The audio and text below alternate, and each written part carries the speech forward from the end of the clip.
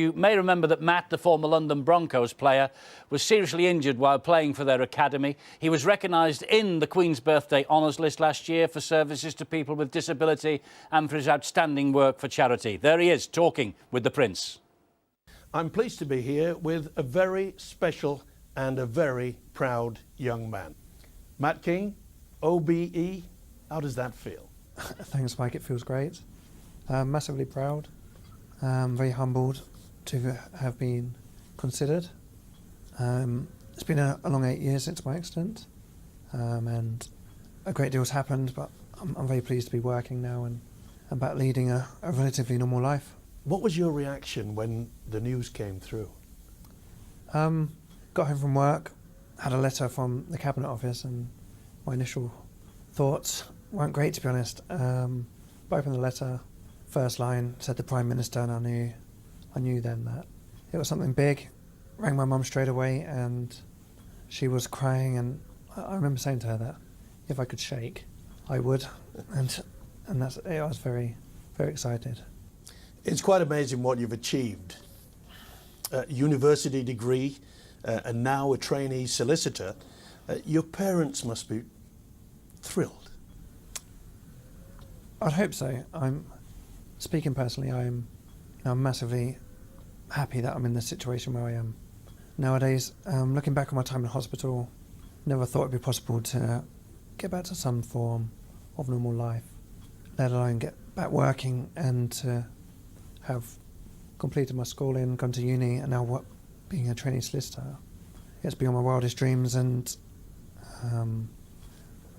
looking back on that time on the pitch in 2004, when my life literally flashed in front of my eyes and I knew what I'd done and I didn't know what I was going to do with the rest of my life.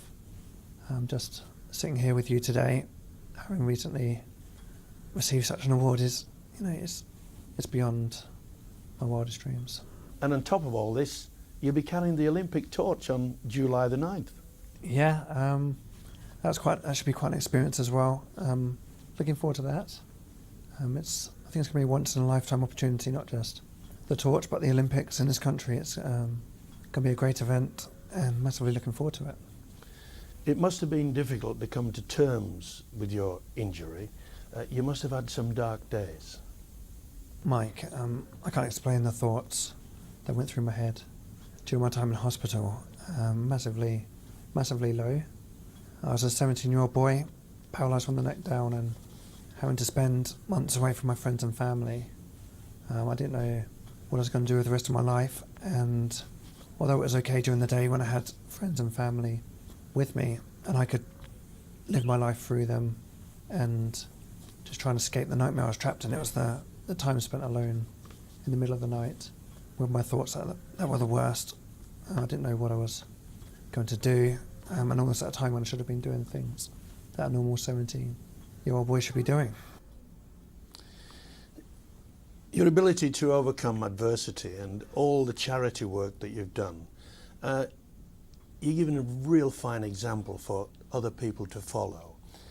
Is there anything that you'd like to say to those people out there that have gone through the same sort of injuries? I just know that myself and my family received such a huge amount of support when I was hurt, and it's only because of that support that we are where we are today.